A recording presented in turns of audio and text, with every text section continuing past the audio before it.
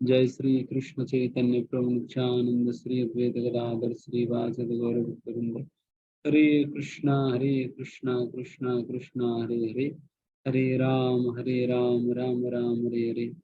नमो विष्णुपादाय कृष्ण पृष्ठाय भूतले श्रीमते भक्तिवेदांत स्वामिने नामिने। नमस्ते सारस्वती देवे गौरवाणी प्रचारणे निर्विशेष शून्यवाद पाश्चात्य देशताय।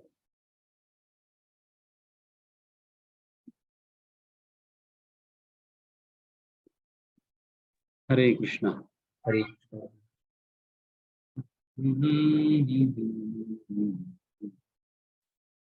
हरे कृष्णा।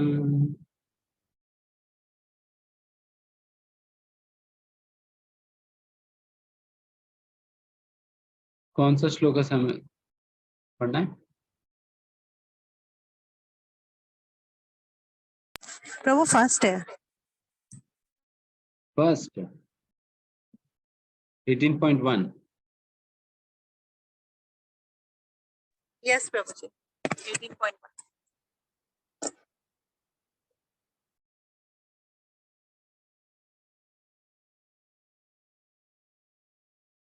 श्री गौरांग, ये 18वां अध्याय। वैसे तो 17वां अध्याय तक भगवद गीता वैसा समाप्त हो चुका है, बट ये 18वां अध्याय एक प्रकार की कंक्लूजन है, सारांश है, सार है। पुनः भगवान जो बातें पिछले 17 अध्याय में भगवान ने चर्चा किया है, उन सारे बातों को एक समरी के रूप में इस 18वें अध्याय के अंतर्गत प्रस्तुत करेंगे। इसलिए 18वें अध्याय के अंतर्गत कई ऐसा आप टॉपिक्स देखेंगे, ऐसा विषय देखेंगे जिसके विषय में हम लोगों ने पहले से ही चर्चा किया है या सुना हो। उस प्रकार के विषय कई आएंगे यहाँ पर। बट डेफिनेटली एक बहुत ही मतलब समरी के रूप में प्रस्तुत करते हुए भी और भी अनेक प्रकार की बातें भी भगवान हर एक विषय के संदर्भ में कुछ एडिशनल बातें भी कहते हैं। तो इसलिए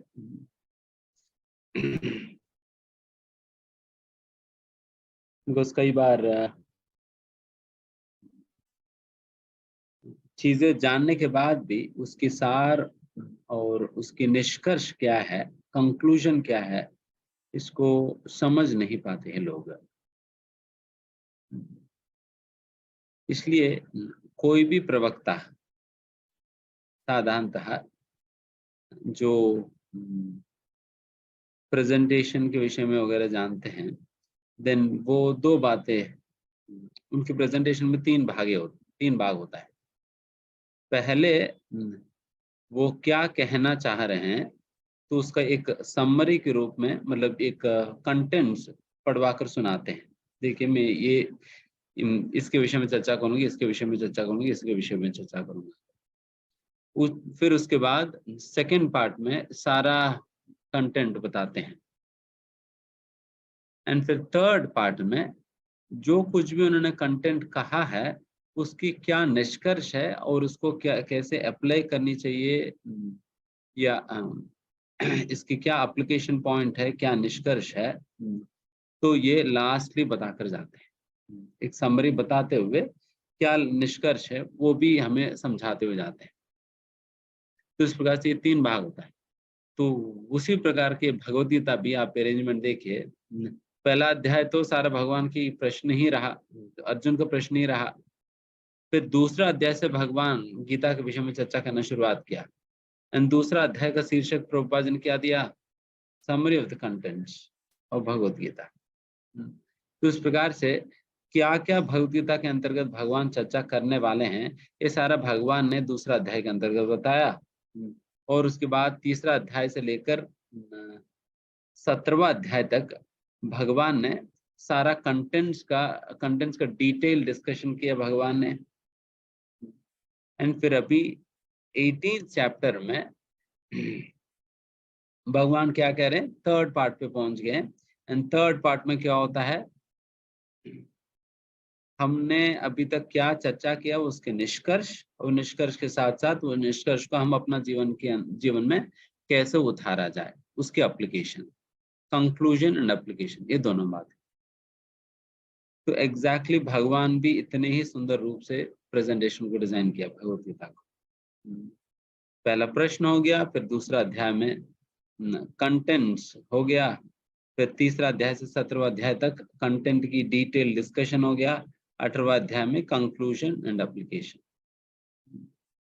तो इस प्रकार से भगवान ने गीता को डिजाइन किया हुआ है। तो भगवान का भी काफी अच्छा प्रेजेंटेशन स्किल्स है।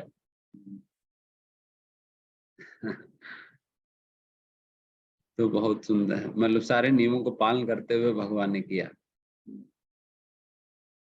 प्रेजेंटेशन की, कम्युनिकेशन स्किल्स वगैरह। ठीक है, तभी 18वां अध्याय में हम प्रवेश करते हैं।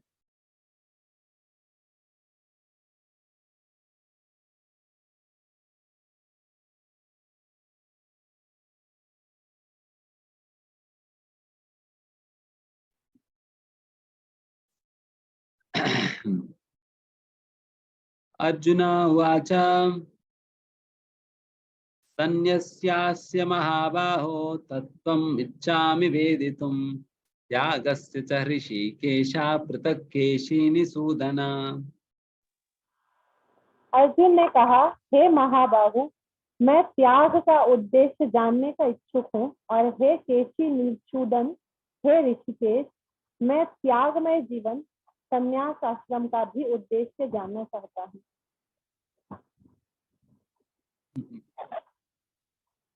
अर्जुन बेचारे उसी प्रश्न पे रह गए थे जो तीसरा अध्याय में उन्होंने पूछा, फिर 5वां अध्याय में पूछा, फिर आखिर में 18वां अध्याय में भी पूछ रहे हैं। अभी भी पता है कि सन्यास और त्याग ये क्या चीज होता है। सन्यास और त्याग ये क्या चीज होता है, इसके विषय में पूछ रहे हैं। सन्यास त्याग का क्या उद्देश्य होता है, एंड उसी प्रकार इसके सन्यास का भी क्या उद्देश्य है, सन्यास और त्याग का क्या उद्देश्य है करके यहाँ पर केसी निसूदन भगवान श्री कृष्ण से पूछ रहे हैं।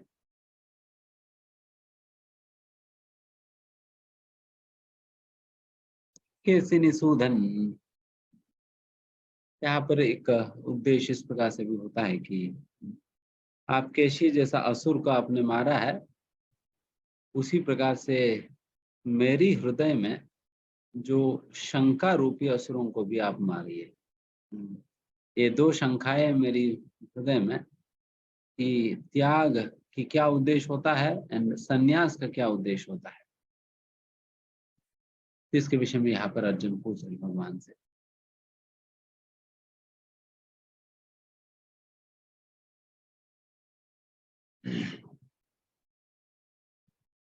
बिकॉज इसके विषय में समझना बहुत अनिवार्य है, क्योंकि लोग संन्यास नाम सुनकर ही डर जाते हैं। संन्यास नाम सुनकर ही डर जाते हैं, उनको लगता है कि संन्यास को बाप रे बाप, संन्यास क्या है।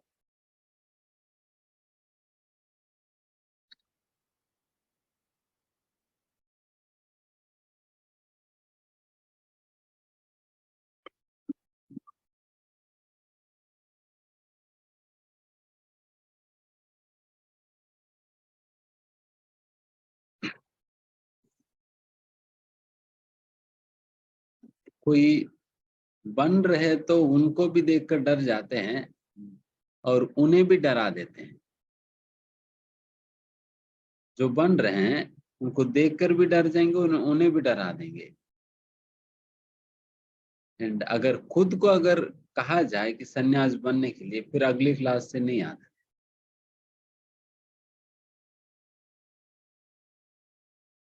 तो फिर क्या करें, इसलिए भगवान बारंबार सन्यास क्या हो तो बता रहे हैं। मगर जैसे हम पहले भी कई बार बता चुके हैं कि अल्टीमेटली हर एक व्यक्ति जो भी भक्त बनना चाहे, उन्हें सन्यास तो बनना ही पड़ता है। सन्यास तो बनना ही पड़ता है, चाहे स्त्री हो चाहे पुरुष हो, चाहे किसी भी वर्ण का किसी भी आश्रम का क्यों ना हो, सभी को सन्यास बनना पड़ेगा।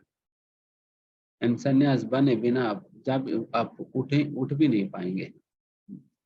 सो दैट इज वाई जब यहाँ पर अर्जुन संन्यास के उद्देश्य पूछ रहे हैं तो उस उद्देश्य समझने से हमें ये क्लैरिटी मिलनी चाहिए, बिकॉज मेरा भी वही उद्देश्य है जो संन्यास का उद्देश्य है, इसलिए मुझे भी संन्यास लेना चाहिए, इसलिए मुझे भी सन्यासी बनना चाहिए। इस निष्कर्ष पर पहुंचना होगा।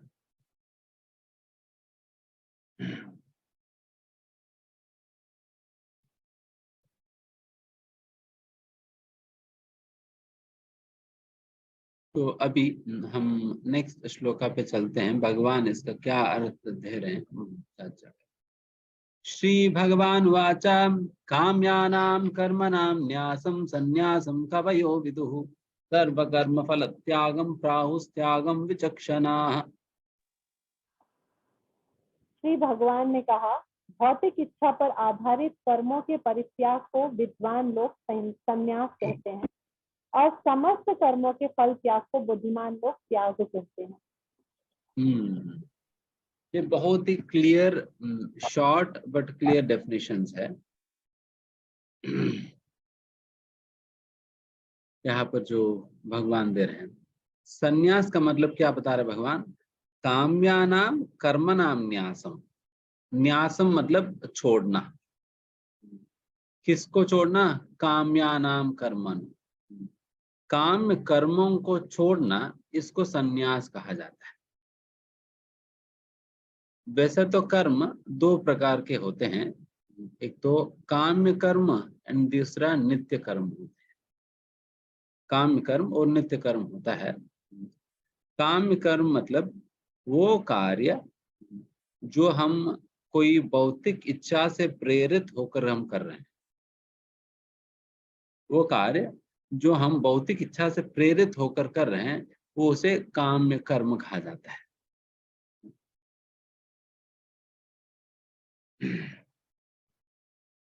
मान लीजिए कि मुझे पानी पूरी खाने की इच्छा हुई, तो मैं अभी बाहर जाके कोई ठेले वाले के पास जाकर पैसा देके पानी पूरी खाकर मैं आऊं, देन फिर ये जो कार्य पानी पूरी खाने वाला, तो ये कौन सा कार्य हुआ?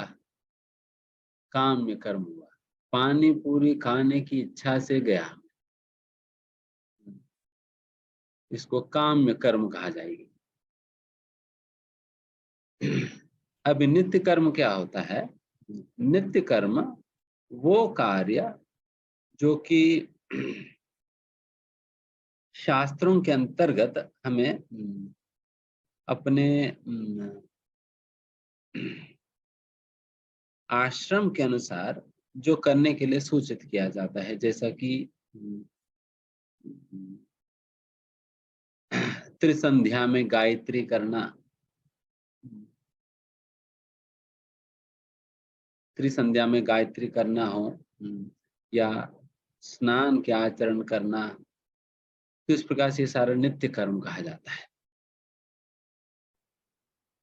जैसे कहा जाता है ना, गृहस्थों के लिए 2 बार स्नान करनी चाहिए, सन्यासियों के लिए 3 बार स्नान करनी चाहिए, इस प्रकार से। तो ये सारा जो कुछ भी नियम कहा जाता है, तो वो सारा नित्य कर्म के अंतर्गत आता है। एक सन्यासी जो होता है वो काम्य कर्म करना ही बंद कर देगा, बट नित्य कर्म कभी नहीं छोड़ना चाहिए। नित्य कर्म सन्यासी को भी नहीं छोड़ना चाहिए। नित्य कर्म सन्यासी को भी करना है, सन्यासी को भी तो नहाना है, सन्यासी को भी तो नहाना होता है ना। 3 बार संध्या के समय पर गायत्री करो, तो इस प्रकार से ये सारे कार्य तो सन्यासी को भी तो करना है। इसलिए सन्यासी को भी नित्य कर्म नहीं छोड़ना होता है, बट काम्य कर्म छोड़ देते हैं। Any activity which is simply driven and motivated or inspired by material desire are left out. कोई भी कार्य जो भौतिक इच्छा से प्रेरित है, वो कार्य नहीं करेगा। पैसा कमाने के लिए नौकरी करें, वो नहीं करेगा। काम्य कर्म नहीं करूंगा।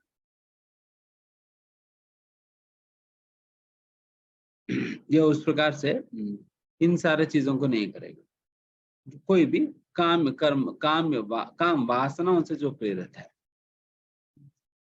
तो उस प्रकार से ये सन्यासी उन्हें कहा जाता है। जो काम कर्म को छोड़ देता है बट नित्य कर्म को करते हैं, वो सन्यासी है। तो अभी फिर त्यागी कौन होता है? त्यागी के विषय में भगवान ने क्या कहा? सर्व कर्म फल त्यागम प्राहुस त्यागम विचक्षणाः। विचक्षणा मतलब जो विचक्षणा शक्ति जिनमें है, मतलब जो अनुभवशील लोग हैं। विचक्षणा मतलब डिस्क्रिमिनेशन, पावर ऑफ डिस्क्रिमिनेशन। जिनके अंदर विचक्षणा शक्ति है, पावर ऑफ डिस्क्रिमिनेशन है, क्या सही है क्या गलत व्यत्यास करने की सामर्थ्य है और समझ है, तो वैसा लोग क्या कहते हैं? सर्व कर्म फल त्यागम। त्याग का डेफिनेशन बता। सर्व कर्म फल त्यागम, जो भी कार्य करते हो उस कार्यों का फलों को त्याग करना, इसको त्याग कहा जाता है। सर्व कर्म फल त्यागम, सारे कर्मों के फल को त्याग देना।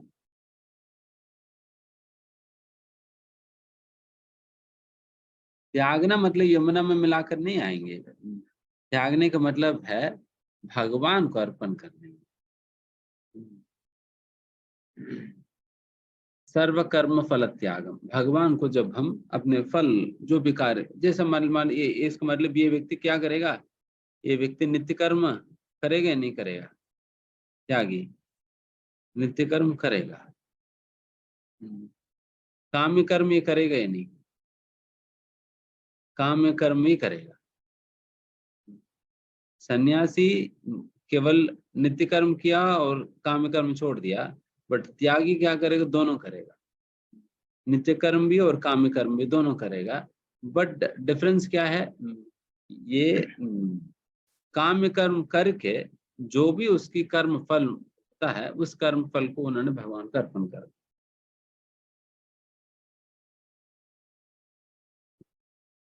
इसका मतलब पानी पूरी पाने की इच्छा हुई तो फिर ठेले वाले के पास गया, पानी पूरी खरीद ली बट खाया नहीं। खरीद कर घर लाया, भगवान को भोग लगा दिया, फिर उसके बाद खत्म कर दिया, उसके बाद खा लिया। तो इसने क्या किया? भगवान को अर्पण कर दिया ना पानी पूरी, बट बाद में खुद ही खा लिया, बट भगवान का अर्पण किया ना। तो ये त्याग होता है।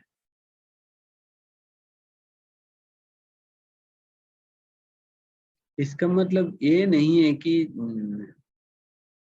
कुछ भी हम लाकर भगवान को दिखाकर हम निपटा ले रहे हैं। भगवान देख लेना, मेरे 1 लाख रुपए सैलरी है, मैंने आपका अर्पण कर दिया, आपके प्रसाद के रूप में 1 लाख रुपए हम ले रहे हैं। आपका ही तो प्रसाद है, आपका ही प्रसाद है, आपका कृपा है करके फिर उन्होंने ले लिया और फिर खूब अपने मन के अनुसार खर्च कर रहे। तो फिर ये कौन सी त्याग हुआ? तो ये सारा ही सिंपली चीटिंग हिमसेल्फ। तो ऐसा नहीं होता है। फिर ये त्याग के अंतर्गत नहीं आएगी।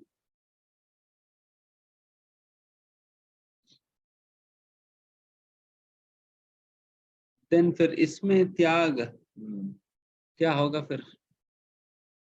ठीक है, आपने 1 लाख रुपए कमा लिया, कर्म फल है, तो कर्म फल को भगवान की सेवा में फिर अर्पण करो। उसकी व्यय या खर्च भगवान की सेवा में करना होगा। फिर जिस प्रकार की रेशियो में शास्त्र में बताई गई है, 50% for Krishna, 25% for the relatives and 25% for future use, भविष्य उपयोग के लिए 25% हम अपने रिश्तेदारों के लिए और 50% भगवान की सेवा में। उस प्रकार से जब इस प्रकार से उपयोग करेंगे तब वो त्याग कहा जाएगी।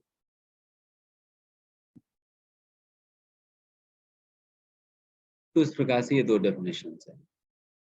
देन फिर आगे, त्याज्यम दोषवद इति एके कर्म प्राहुर्मनीषिणः यज्ञदान तप कर्म न त्याज्यम इति चापरे। कुछ विद्वान घोषित करते हैं कि समस्त प्रकार के सकाम कर्मों को दोषपूर्ण समझकर करना चाहिए, किंतु अन्य विद्वान मानते हैं कि यज्ञ, दान तथा तपस्या के कर्मों को कभी नहीं त्यागना चाहिए। ये आवाज सुना।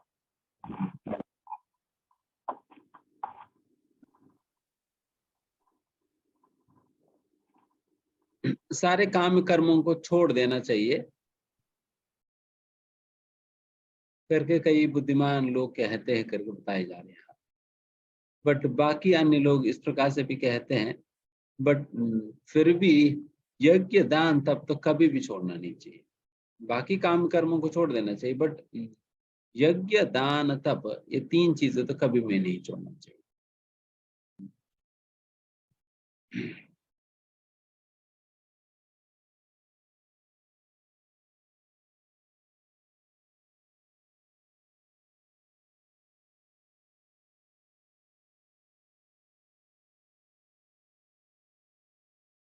तो इस प्रकार से ये तीन चीजें क्यों नहीं छोड़ना चाहिए, फिर आगे बताएंगे, आगे बताते हैं भगवान क्यों नहीं छोड़ना चाहिए।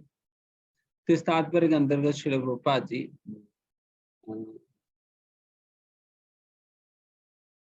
कई बार शास्त्रों में कुछ ऐसा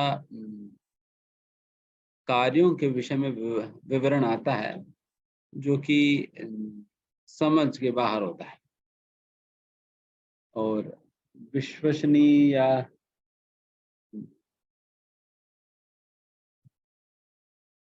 विश्वसनीय नहीं होता है, या उसे हम एब्जॉर्ब नहीं कर पाते अपने मन में। जैसे कि पशुओं को कोई यज्ञ में सैक्रिफाइस करना, फिर कई बार लोगों को लगता है कि ये इसको कैसे समझा जाए। तो इसका मतलब शास्त्रों में ही पशु हत्या को रिकमेंड किया जा रहा है। शास्त्र में पशु हत्या को रिकमेंड किया जा रहा है बिकॉज शास्त्रों में पशुओं को मारने के बारे में, मार कर यज्ञ करने के विषय में बताई है। तो इसके विषय में कैसे समझ सकता है, तो वही बात प्रभुपाद जिस तात्पर्य के अंतर्गत लिखते हैं।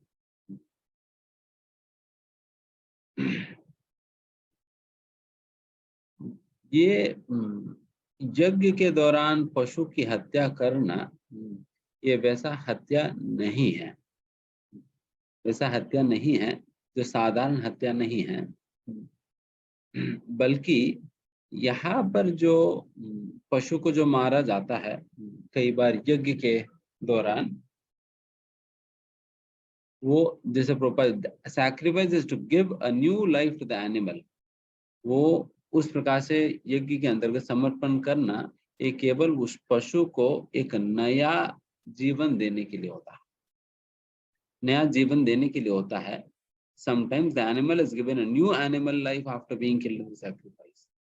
कई बार वही पशु जिस पशु को मारा गया है सभी लोगों के सामने उस पशु को पुनः एक नया पशु का शरीर मिल जाता है, पुनः एक नया पशु का शरीर मिल जाता है। या नहीं तो कई बार मतलब इतना सडन उन्नति भी उनकी कराया जाता है कि वो सीधा एक मनुष्य के शरीर में भी आ जाते हैं, एक मनुष्य के शरीर में भी आ जाते हैं। तो इस प्रकार से एक पशु के शरीर से एक मनुष्य के शरीर में पहुंच जाते हैं। जिस मनुष्य के शरीर तक उस पशु को पहुंचने के लिए पता नहीं कितने सारे जन्म उनको लेना पड़ेगा और कितने सारे कष्ट भोगना पड़ेगा इस जन्म मृत्यु के दौरान। बट इन सारे चीजों को पार करते हुए उनको सीधा मनुष्य योनि में प्रमोट कर दिया जाता है।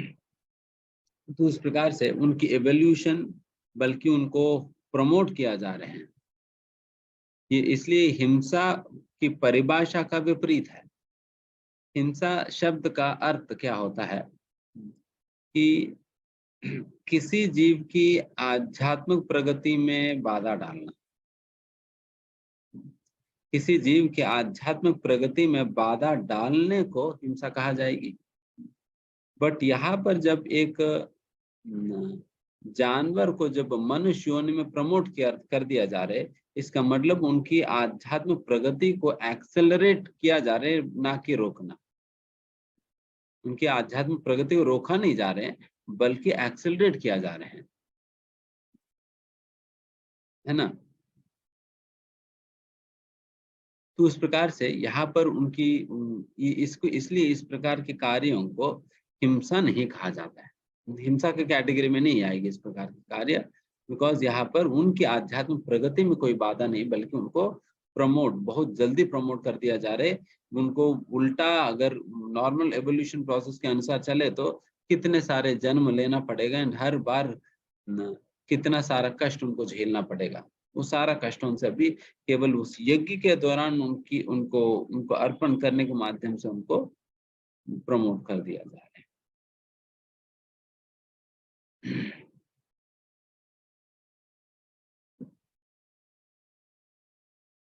बट फिर भी कलियुग में इस प्रकार की यज्ञ, जिन यज्ञों में पशु हत्या इन्वॉल्व है, वो यज्ञ वर्जित है।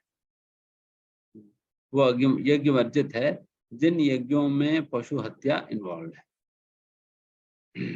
ये कलियुग के अंतर्गत कई सारे ऐसा वर्जित चीज है, तो वैसा वर्जित चीजों में से एक है पशुओं को यज्ञ के नाम पे मारना।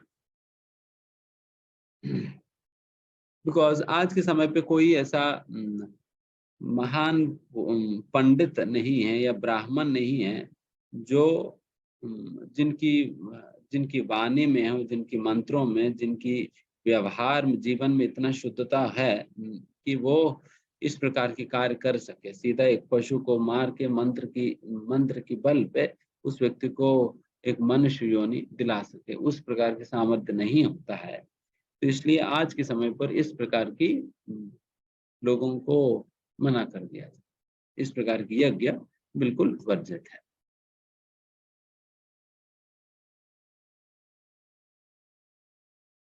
निश्चयं शृणु मे तत्रा त्यागे भरत सत्तमा, त्यागो हि पुरुष व्याघ्र त्रिविध संप्रकीर्तितः।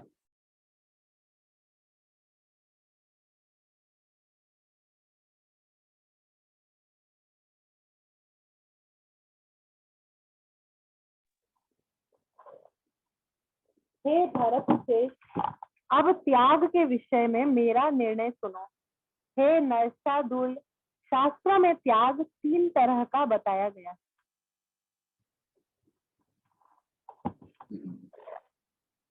अभी भगवान त्याग के विषय में बताने वाले हैं कि 3 प्रकार की त्याग है। ये क्या क्या है पर आगे पढ़ेंगे।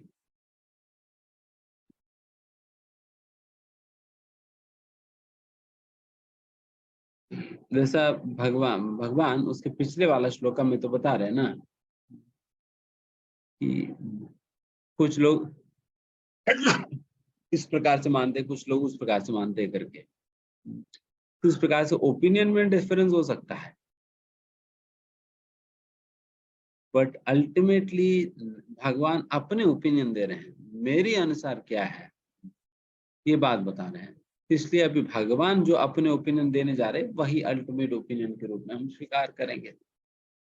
बिकॉज अल्टीमेटली धर्म की क्या डेफिनेशन है? धर्मंत साक्षात भगवत प्रणीतम।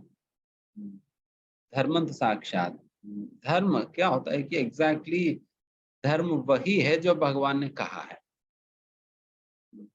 अगर भगवान ने कुछ कहा है वही धर्म हो जाता है अपने आप में। अगर मानो कि भगवान ने युधिष्ठिर महाराज से कहा कि तुम झूठ बोलो, देन झूठ बोलना ही धर्म हो जाएगी फिर उस समय। भगवान ने जो कहा वही तो धर्म है ना, वही तो धर्म है। तो इस प्रकार से अगर भगवान अर्जुन से कहा है कि अर्जुन तुम युद्ध करके इन सभी लोगों को मारो, तो वही धर्म है, फिर वही धर्म है। तो इस प्रकार से धर्मंत साक्षात भगवत प्रणीतम।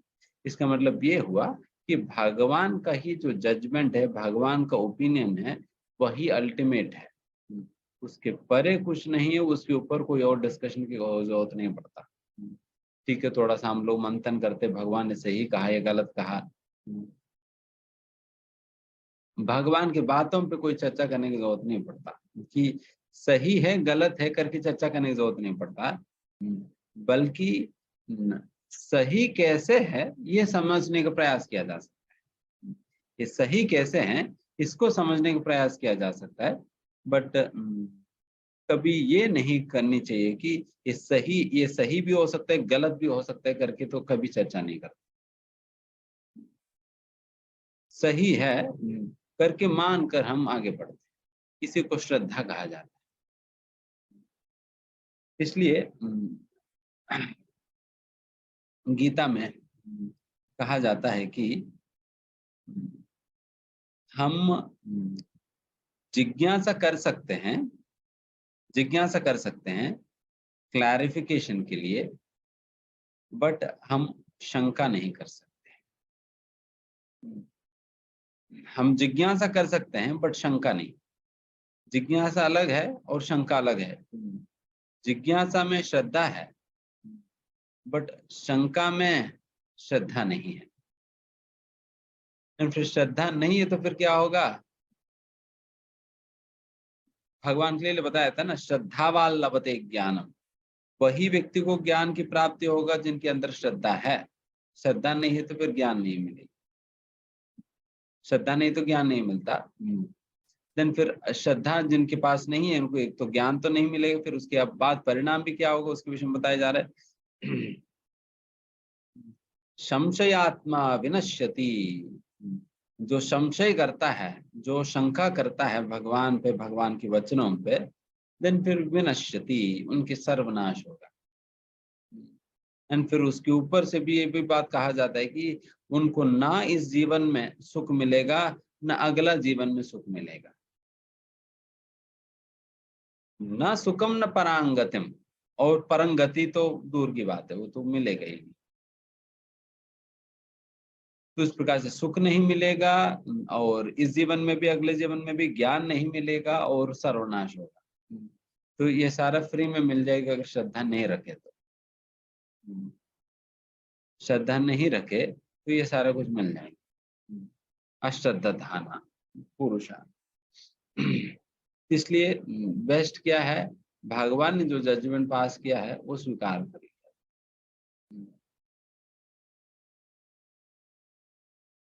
तो भगवान की क्या जजमेंट रहा है फिर सुनते हैं।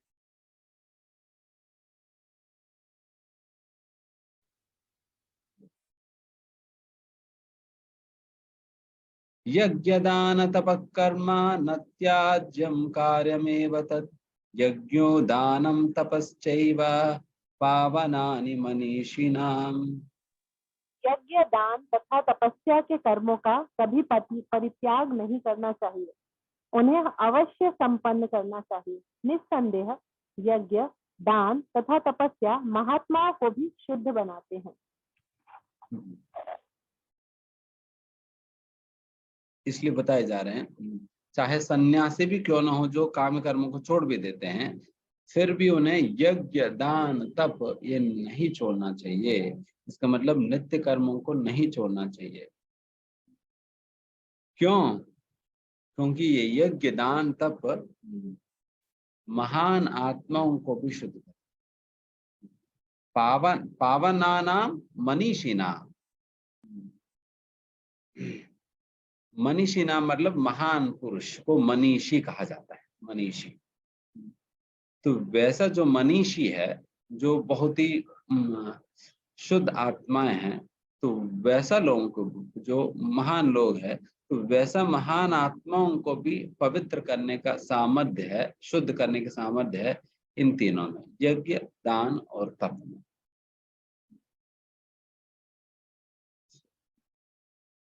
तो इसका मतलब ये हुआ, ये तीन चीज को, यज्ञ को, दान को और तप को, ये हमें हाईएस्ट प्रायोरिटी देनी चाहिए। वही तो हुआ ना आप बाकी सब कुछ छोड़ कर भी, सन्यासी को तो बाकी सब कुछ छोड़ भी सकते हैं, कोई दिक्कत नहीं, बट ये 3 छोड़ नहीं सकता। इसका मतलब ये 3 कितने इंपॉर्टेंट है समझ लीजिए। तो अगर एक सन्यासी के लिए भी इतना महत्वपूर्ण है तो हमारे लिए तो है ही महत्वपूर्ण। इसलिए इनको हाईएस्ट प्रायोरिटी दिया जाता है, यज्ञ, दान और तप। यज्ञ, दान और तप को हाईएस्ट प्रायोरिटी देनी चाहिए। इसलिए जब हमें प्रायोरिटी कैलकुलेशन जब करना होता है, प्रायोरिटी कैलकुलेशन मतलब जब टाइम मैनेजमेंट करना होता है, इसलिए टाइम मैनेजमेंट को दूसरे वचनों में ये कहा जाता है प्रायोरिटी मैनेजमेंट कहते हैं। Actually it is not time management, rather it is priority management.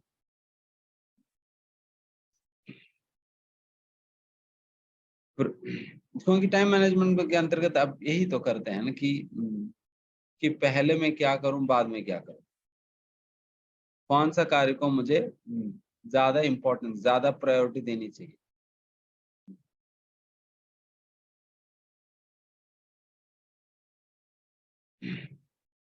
कौन सा कार्य को मुझे ज्यादा प्रायोरिटी देनी चाहिए, तो इसे वही तो होता है ना टाइम मैनेजमेंट के अंतर्गत।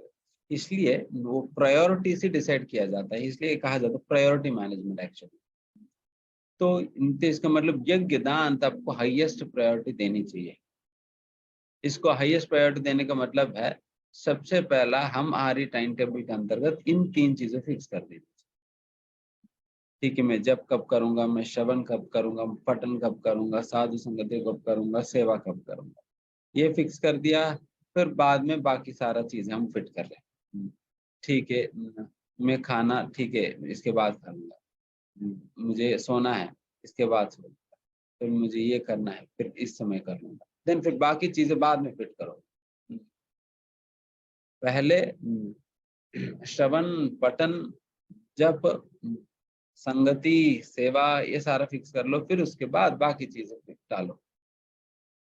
हम क्या करते हैं, पहले बाकी सारा हम निपटा लेते हैं, लास्ट में रात को सोने के पहले बिस्तर पे जाने के बाद जो समय बचा है, उस समय को भगवान अभी इतना बचा है, आज इतने से ही खुश रहो, कल का दिन देखा जाएगा। तो क्या हुआ फिर, बिल्कुल लास्ट प्रायोरिटी है, बिल्कुल लास्ट प्रायोरिटी है। बट यहाँ पर कहा जा रहा है यज्ञ, दान, तब हाईएस्ट प्रायोरिटी है। यज्ञ मतलब हमारे लिए कौन सा यज्ञ है, संकीर्तन यज्ञ है। तप मतलब क्या करेंगे, जो कोई भी तपस्या हमें आचार्यों ने सूचित किया है, एकादशी के रूप में हो या 4 नियमों का पालन करने के रूप में, अपराधों से बचने के रूप में, यही हमारे लिए तपस्या है। अपराधों से बचना और 4 नियमों का पालन करना और एकादशी इत्यादि व्रतों का पालन करना, और प्रचार के दौरान जो कोई भी हमें बाधाएं आती है, उन बाधाओं को सहना, ये हमारे लिए तपस्या है। एंड फिर उसी प्रकार से यज्ञ, फिर दान। फिर दान तो लिटरल है ही, जो कुछ भी हमने कमाया है उसका इतना प्रतिशत भगवान की सेवा में देना। तो इस प्रकार से यज्ञ, दान, तप, ये तीनों चीज हमें कभी भी छोड़ना नहीं चाहिए, यही भगवान कह रहे हैं। ये तानि अपि तु कर्माणि संगम त्यक्त्वा फलानि च कर्तव्यानि इति मे पार्थ निश्चितं मतमुत्तमम्। इन सारे कार्यों को किसी प्रकार की आसक्ति या फल की आशा के बिना संपन्न करना चाहिए। हे पृथापुत्र, इन्हें कर्तव्य मानकर संपन्न किया जाना चाहिए, यही मेरा अंतिम मत है। भगवान बिल्कुल डिक्लेयर करते हैं, मेरी अंतिम मत है, मेरी फाइनल कंक्लूजन यही है, तुम मानो या ना मानो, बट मेरी फाइनल तो यही है। भगवान बता रहे हैं कि क्योंकि ऑलरेडी ये बात तो भगवान कितने बार बता चुके हैं गीता में, काम करो, फल मुझे दे दो। फिर कई बार बता चुके हैं ना, ड्यूटी के तौर पर काम करो, कर्तव्य बुद्धि के साथ काम करो। All these activities should be performed without detachment or an expectation of result.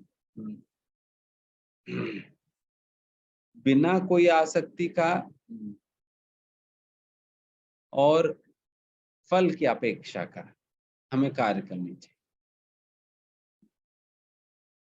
कार्य की प्रति भी हमें आसक्त नहीं होना, कार्य की प्रति भी हमें आसक्त नहीं होना है, एंड उसकी फल से भी आसक्त नहीं होना।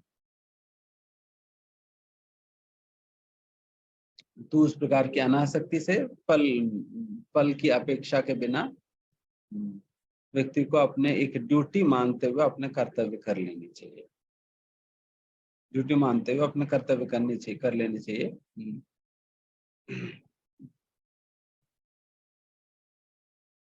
बिकॉज फल के विषय में आप सोचने लगेंगे ना, देन टेंशन में आ जाएंगे और सेवा नहीं कर पाओगे, एंड फिर सेवा करने का भी मन नहीं आएगी फिर कई बार। जैसा हम लास्ट टाइम में शायद उदाहरण बताए थे कि अगर फल ही देखा जाए, देन जब जटायु ने सीता मैया के लिए जब युद्ध किया, उस समय तो फल तो उनको भी क्लियर था, सीता देवी को भी क्लियर था, सभी लोगों को क्लियर था कि उनका हारना ही है। फल अगर फल के हिसाब से देखा जाए बहुत डिस्करेजिंग है। जब हारने का मतलब भी ऐसा नहीं कि ठीक है हार गए कोई बात नहीं तो मैं जीत गया, बट हारने का मतलब यहाँ पर जान चले जाएगी, हारने का मतलब जान चले जाएगी। तो जटायु को पहले से पता था कि मैं मरने वाला हूं, मैं मर जाऊंगा, मैं हार जाऊंगा, इनके हाथों में तो कुछ भी नहीं। रामायण के अंदर वर्णन है कि मतलब एक पागल हाथी के सामने मक्खी के बराबर है जटायु, रावण के सामने। एक पागल हाथी के सामने एक मक्खी जो होता है उसके समान है बस जटायु, क्या कर लेगा। तो उनको फल पता था, फल पता होने के बावजूद भी, बिकॉज वो फल की अपेक्षा नहीं कर रहा था कि एक्सपेक्टेशन ऑफ रिजल्ट नहीं उनमें, इसलिए वो सेवा कर सके थे जटायु से। अगर फल के विषय में सोचते रहे तो डिप्रेशन में चले जाएंगे, अरे हार जाऊंगा हार जाऊंगा हार जाऊंगा, फिर मर गए। अगर वही सोचते रहेंगे तो फिर कभी कर नहीं पाएगा, तो इतनी हिम्मत ही नहीं आएगी करने का। उन्हें रिजल्ट के विषय में सोच रहे हैं, ठीक है जो भी हो, बट मुझे अपना ड्यूटी करनी है। अगर कोई सीता देवी को स्पर्श करके ले जा रहे तो मैं कैसे देखते हुए रह जाऊंगा, चाहे मैं मर भी जाऊं फिर भी मुझे जितना हो सके मैं तो मुझे उतना प्रयास करना ही होगा, करके वो प्रयास करके युद्ध किया उसने। तो यही होता है फल से अनासक्त होकर कार्य करने का मतलब, है ना, या फल की अपेक्षा के बिना कार्य करने का। एंड उसी प्रकार से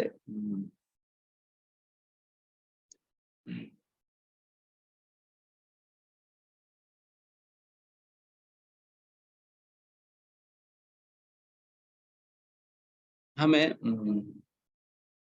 कार्य से भी अटैच नहीं होना चाहिए, अटैचमेंट नहीं होनी चाहिए।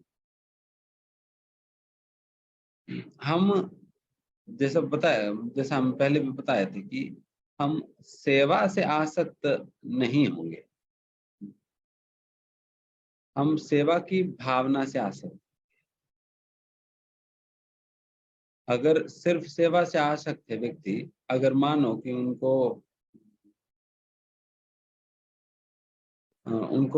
उनको प्रचार करना ही अच्छा लगता है, और उनको गुरु कहे कि प्रभु जी कल से मैनेजमेंट का टेम्पल प्रेसिडेंट बन जाओ, मैनेजमेंट का, देन वो कहे नहीं प्रभु जी वो प्रचार ठीक है, मैं मैनेजर नहीं बनूंगा, मैं नहीं कर सकता,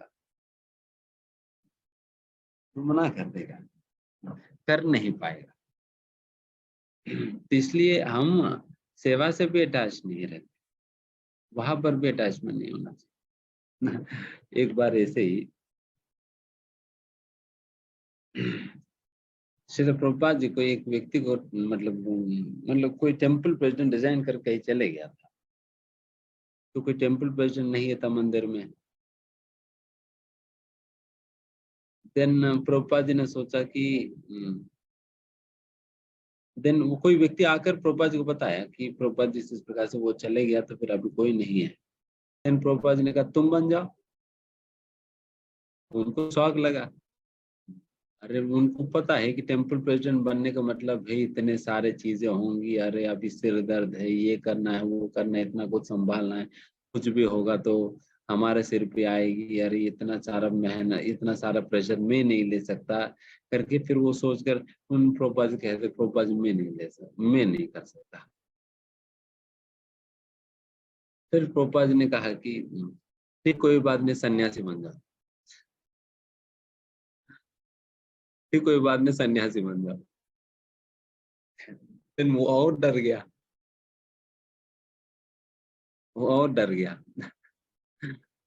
देन फिर वो प्रभुपाद जी से बार्गेन करने लगा, मैं कैसे सन्यासी बन जाऊंगा, अभी परिवार है, ये है, वो है, फिर ये सारा कुछ मैं छोड़कर अभी सडनली कैसे सन्यासी बन जाऊंगा, क्या है। फिर भी वो काफी सारे एक्सप्लेनेशन ये वो सारा कुछ बताने लगे। फिर ये सारा सुनने के बाद फिर फाइनली प्रभुपाद जी ने क्या निष्कर्ष बताया, ठीक है कोई बात नहीं, तुम सन्यासी नहीं बन सकते हो ना, देन प्रेसिडेंट बन जाओ। देन ये व्यक्ति फिर फाइनली बार्गेन करके प्रेसिडेंट बन गया था। तो ऐसा मनवाया था प्रभुपाद जी, तो उनको तो फिर उनके पास चॉइस नहीं है, तो बनना ही पड़ा। तो उस प्रकार से हम सेवा से भी आसक्त नहीं होते हैं, बल्कि सेवा वृत्ति से, सेवा वृत्ति होता है, सेवा वृत्ति से हम आसक्त होते हैं। We can not give up service serving Krishna. भगवान कृष्ण की सेवा करने की करना तो हम बंद नहीं कर सकते, चाहे किसी भी रूप में हो, चाहे किसी भी रूप में हो, बट सेवा करना बंद नहीं कर सकते, है ना। तो उस प्रकार से बिकॉज सेवा से आसक्त होने पे भी ये दिक्कत आएगी गुरु की आज्ञा को पालन करने में। इसलिए यहाँ पर बताए जा रहे अटैचमेंट भी छोड़ना है, फल की अपेक्षा भी छोड़ना है। एंड भगवान बता रही है तो मेरा फाइनल ओपिनियन है, मतम उत्तमम, अल्टीमेट ओपिनियन है मेरी। नियतस्य तु संन्यास कर्मणो नोपपद्यते, मोहातस्य परित्यागस्तामस परिकीर्तितः। निर्दिष्ट कर्तव्यों को कभी नहीं त्यागना चाहिए। यदि कोई मोहवश अपने नियत कर्मों का परित्याग कर देता है तो ऐसे त्याग को तामसी पाप कहा जाता है, तामसी कहा जाता है।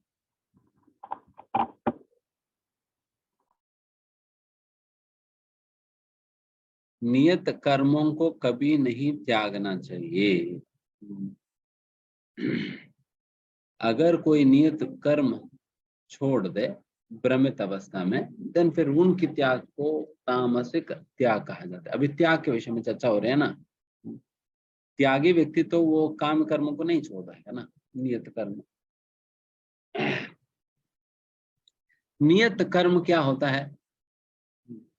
नियत कर्म वो कार्य है जो हमें शास्त्रों के द्वारा हमारी वर्ण और आश्रम के अनुसार सूचित किया जाता है करने के लिए। ठीक है, तुम गृहस्थ है तो तुम्हारे लिए ये कार्य करना जरूरी है। ठीक है, आप ब्राह्मण हो, ब्राह्मण होने के कारण इस प्रकार से ये कार्य करना जरूरी है। ठीक है, आप क्षत्रिय हो तो आपको ये कार्य करने चाहिए, और आप ब्रह्मचारी है तो ये कार्य करने चाहिए। तो इस प्रकार से हमारे वर्ण और आश्रम के अनुसार कुछ कार्य करने के लिए सूचित किया जाता है, कुछ करने के लिए सूचित किया जाता है। जो कार्य हमें करने के लिए सूचित किया जा रहा है उसी को नियत कर्म कहा जाएगा। एंड वैसा नियत कर्मों को कभी भी व्यक्ति नहीं छोड़ना चाहिए त्याग के नाम पे। त्याग के नाम पे उन कार्यों को कभी नहीं छोड़ना चाहिए। एंड इस प्रकार से अगर छोड़ता है व्यक्ति, देन फिर उनकी जो त्याग के नाम पे जो छोड़ दे रहे हैं, उस प्रकार के त्याग को तामसिक त्याग कहा जाएगी। तामसिक त्याग कहा जाएगी अगर व्यक्ति अपना त्याग के नाम पर अपना नियत कर्मों को ही छोड़ देता है, जो कि उनके वर्ण और आश्रम के अनुसार जो बनता है उनको करने के लिए जरूरी होता है, वो अगर वो छोड़ दे देन फिर वो तामसिक त्याग कहा जाएगा।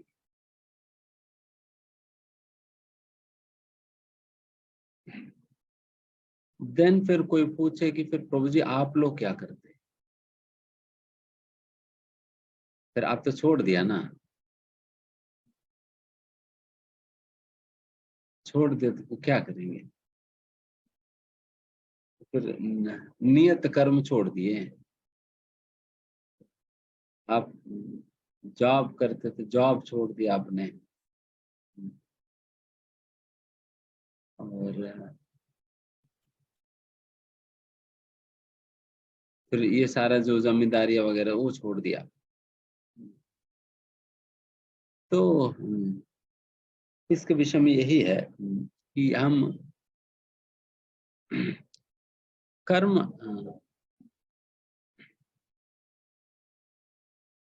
डेफिनेटली उस प्रकार के सन्यासी नहीं बने हैं जिस प्रकार के सन्यास को वर्जित करते हुए यहाँ बताए जा रहे हैं, बिकॉज हम कार्य करना नहीं छोड़े। अगर हम कोई हिमालय में जाकर कोई पेड़ के नीचे बैठकर हम बैठ जाए वही ध्यान लगाते हुए, देन फिर आप पूछे तो सही मानते। बट यहाँ पर नोएडा की सिटी के बीच में बैठकर अगर माला करे और साथ साथ फिर सेवा करे, तब तो नहीं कह सकते ना, बिकॉज यहाँ पर सेवा किए बिना तो काम तो नहीं चल रहे हैं। सेवा किए बिना तो काम तो नहीं चल रहे हैं। अगर आपको 3-4 लोगों के परिवार चलाने के लिए कितना काम करना पड़ रहा है, तो फिर इतने लोगों के परिवार चलाने के लिए और क्या काम पड़ेगी? बिना काम किए तो परिवार तो नहीं चलेगा, इतना बड़ा परिवार। हमारे घर पे तो 1-2 मेहमान दिन में अगर आ गया तो हम हल्ला बुल्ला हो जाते हैं। तो यहाँ पर तो हजारों की संख्या में मेहमान आते हैं रोज। तो फिर वो भी काम नहीं है क्या? वो सारा काम है, केवल बात है कि हम पैसा नहीं दे रहे हैं। अगर पैसा हम भी डिमांड करने लगे कि ठीक है दो हमारी सैलरी, ये कंपनी मैनेज करने के लिए हमारा भी सैलरी दो, देन फिर हो जाएगी। देन फिर लोगों को लगे प्रोजी आप जॉब कर रहे हैं, सैलरी मिल रहे हैं। तो उस प्रकार से ये ऐसा नहीं कर्म, ये कार्य है, बट कार्य में अपने मन से कुछ छोड़ने के बजाय गुरु के आदेशों के अनुसार उनकी सेवा के रूप में कार्य छोड़ा गया है। बस इसी बात के अंदर है। बट कार्य करना इन प्रिंसिपल नहीं छोड़ा नहीं है। कार्य कर रहे हैं, वो प्रिंसिपल नहीं छोड़ा।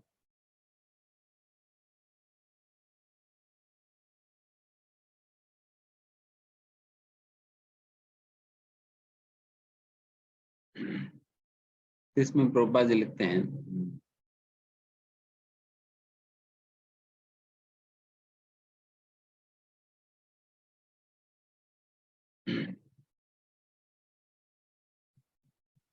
कि भौतिक संतुष्टि के लिए कार्य करना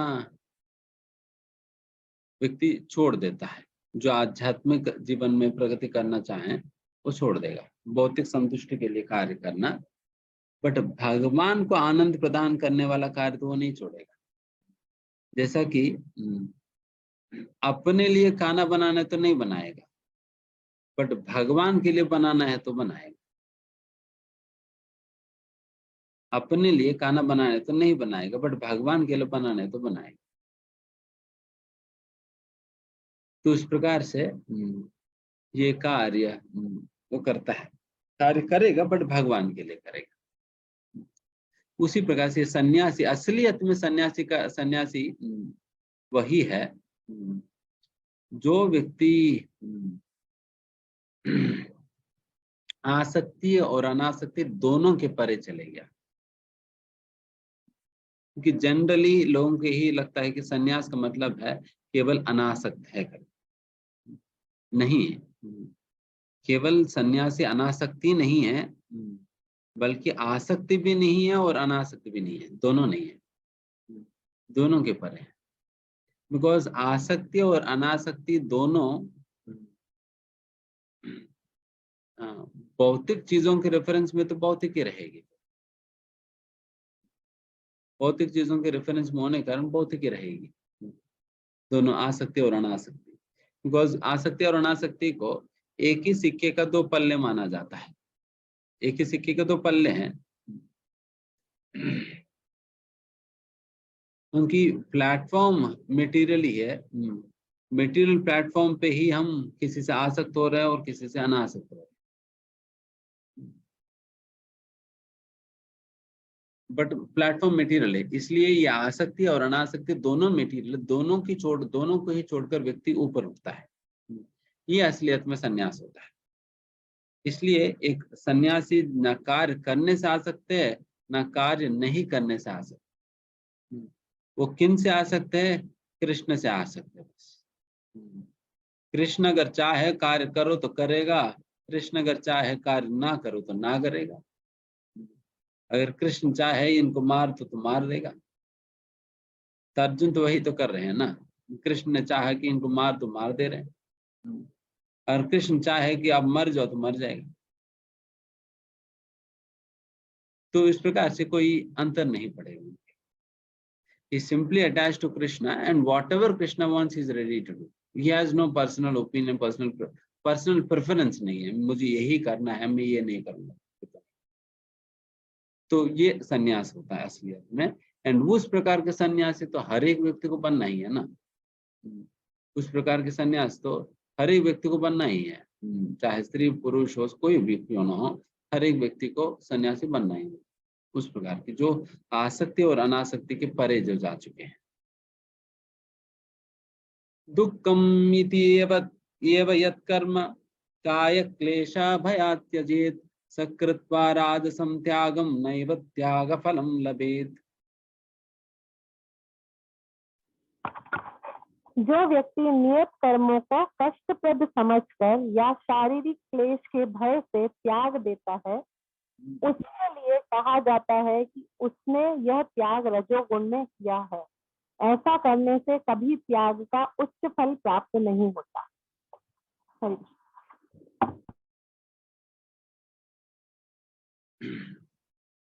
अगर कोई काम करना बहुत मुश्किल है और जब हमने पूछा उनसे कि प्रभु जी आपने क्यों नहीं किया, अगर वो कहे कि प्रभु जी हमने त्याग दिया, देन फिर ऐसा त्याग को क्या कहा जा रहा है? राजसिक त्याग है। केवल इसने जो त्यागा है केवल एक कष्ट मान कर उन्होंने छोड़ दिया हुआ है, असलियत में त्याग नहीं है। जैसा कि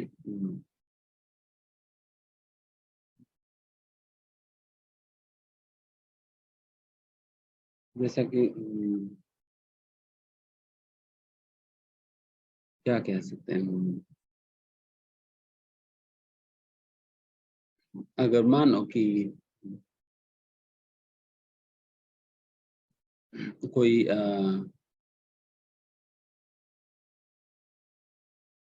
खाने की बात आई, सारा परोस रहे हैं, परोसने के बाद उनको सभी लोगों को बिठा दी गई है, फिर वापस किसी को भी कुछ भी चाहिए उनको उठकर जाना होता है लेने के लिए। एंड मानो कि बिल्कुल कढ़ाई पनीर बना हुआ है, कढ़ाई पनीर बना हुआ है, गरम गरम नान भी है।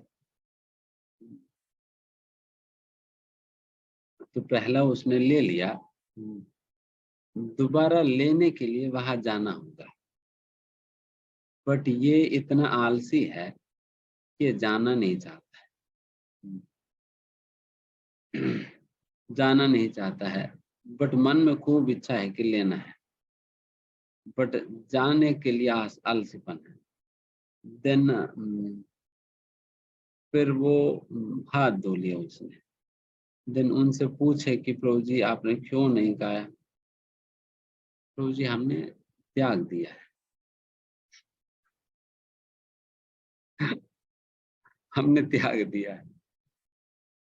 तो ये त्याग नहीं हुआ, तभी वही तो बता रहे हैं, ये तो केवल अपना आलसीपन के कारण ये नहीं गया। अगर कोई उठाकर अगर दे दिया जाए तो खा लेगा ना।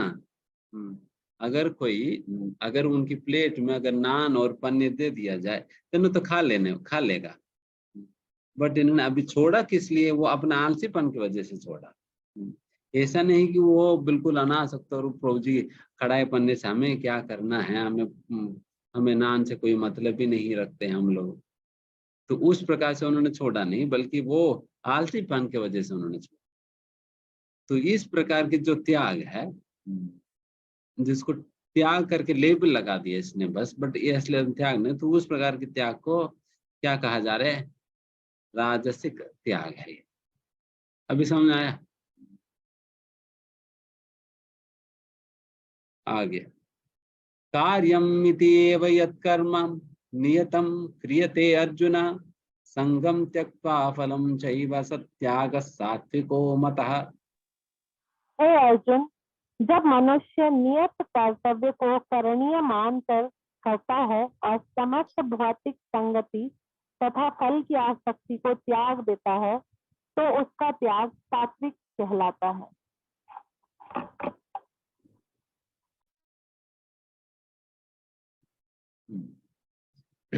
जो व्यक्ति कोई भी कार्य एक ड्यूटी मानकर कर लेता है एंड समस्त भौतिक संगति और फल की प्रति आसक्ति को छोड़ देता है, तो फिर वैसा व्यक्ति के त्याग को सात्विक त्याग कहा जाएगी। वैसे व्यक्ति की त्याग को सात्विक त्याग कहा जाएगा।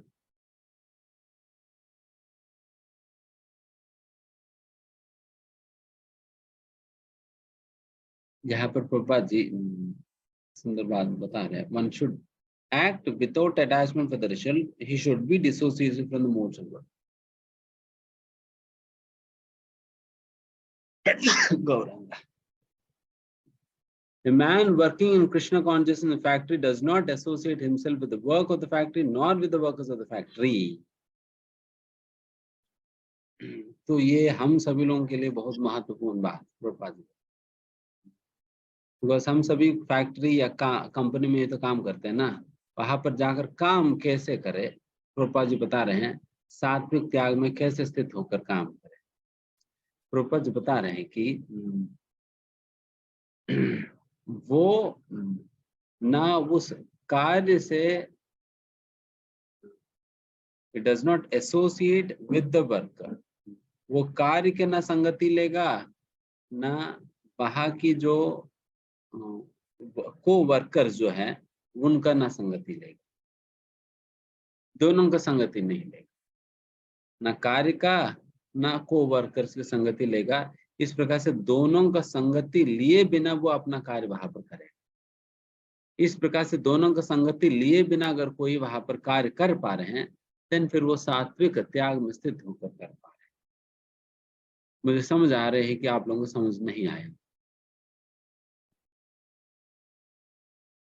तो इसका मतलब ये है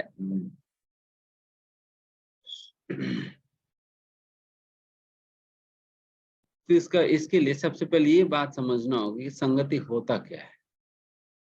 what it means to actually associate with somebody or with something. किसी का संगति लेने का क्या मतलब होता है कि जब किसी चीज का या किसी व्यक्ति का संगति करने पे अगर हमारी विचारधारा पे उसकी असर पड़ रहे हैं, प्रभाव पड़ रहे हैं, तो इसका मतलब हम उस व्यक्ति या वस्तु का, चीज का, स्थिति का संगति ले रहे हैं। जब तक हमारे विचारों पे कोई प्रभाव नहीं पड़ रहे हैं, तो इसका मतलब हमने उनकी संगति नहीं लिया, उसके मतलब फिर संगति नहीं लिया। जब हमारे विचारों पे प्रभाव पड़ने लगी, देन इसका मतलब उनको संगति लिया होगा। तो उस प्रकार से जब हम कहीं पर काम कर रहे हैं, वहां के लोगों का संगति से हमें बचना होगा, वहां की कार्यों की संगति से भी बचना होगा, क्योंकि उन चीजों से अगर आप प्रभावित होकर आएंगे, माला पकड़ेंगे, देन माला पे हर बीज पे आपको वही याद आएगी कि जो आपकी कंपनी में हुआ है, जो आपने अपनी कंपनी में करा है, तो वही चीजें याद आते रहेंगी। जैसा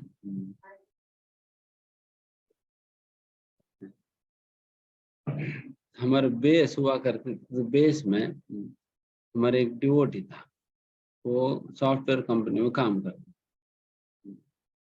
तो एक दिन वो जप कर रहा था, आंखें बिल्कुल बंद करके। तो आंखें बंद करके फिर वो माला हिलाते हुए जप कर रहा था। थोड़ी देर में माला हिलाते हिलाते एक विचित्र प्रकार से वो हिलाने लगे, हाथ को और माला को।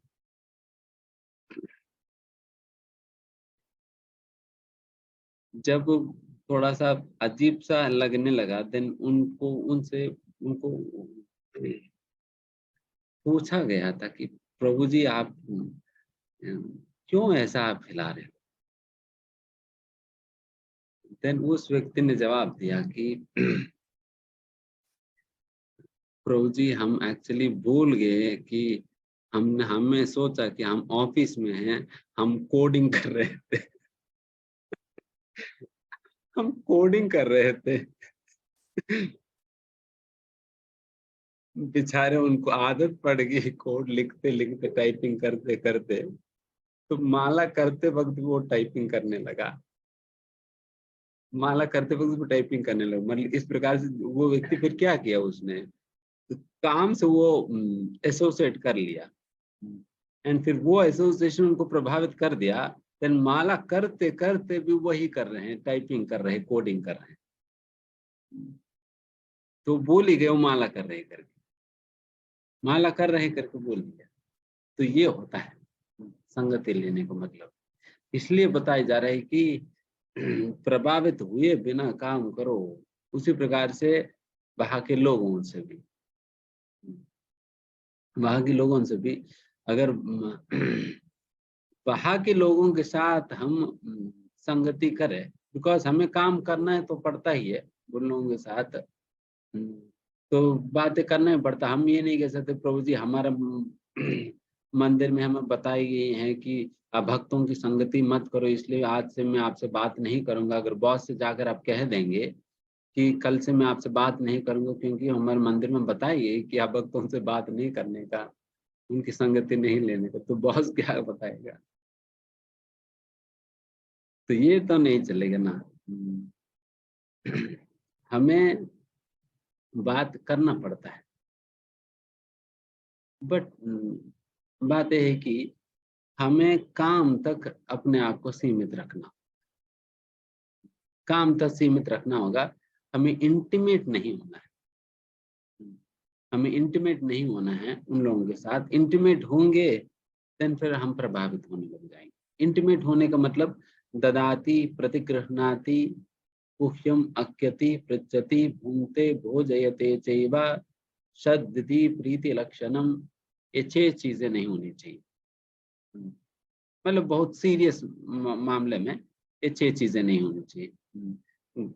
उपहार देना, लेना, उनको आप अपने घर पे बुलाना, उनके घर पे आप चले जाना, अपने हृदय की बातें उनसे शेयर करना और उनकी हृदय की बातें सुनते रहना, तो ये सारे नहीं होने चाहिए। ये सारे होने लग गया, देन फिर वो इंटीमेसी बढ़ जाएगी। इंटीमेसी बढ़ जाएगी तो देन संगति का प्रभाव हो जाएगा। इसलिए जहां तक काम है वहां तक हमने बात कर लिया। हरे हरे जो भी हरे कृष्णा जो भी कहने कहकर वापस आ गया। तो इस प्रकार से सीमित रखना होगा हमारी जो इंटरेक्शंस है ऑफिस के अंदर।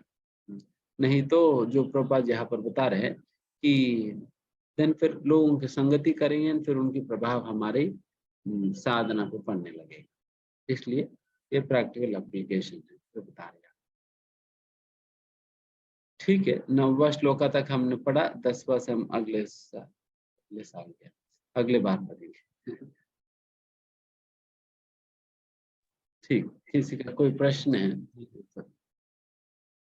हरे कृष्णा, कोई प्रश्न हो तो आप लोग कुछ हैंड रेज कर सकते हैं।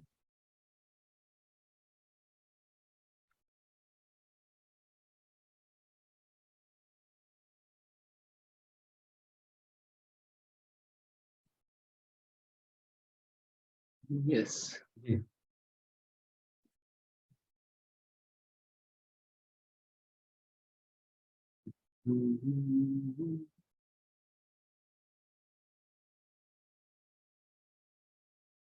कोई प्रश्न नहीं है। जितेंद्र प्रभु जी, अभिषेक प्रभु जी, जी जितेंद्र प्रभु जी हरे बोलिए। कृष्णा प्रभु जी। हाँ, हरे कृष्णा प्रभु जी। हरे कृष्णा प्रभु। दंडवत प्रणाम प्रभु जी। आज ना बड़े बहुत ही आपके आज के इस लेक्चर से ना बहुत ही महत्वपूर्ण क्वेश्चन सामने आए हैं दो।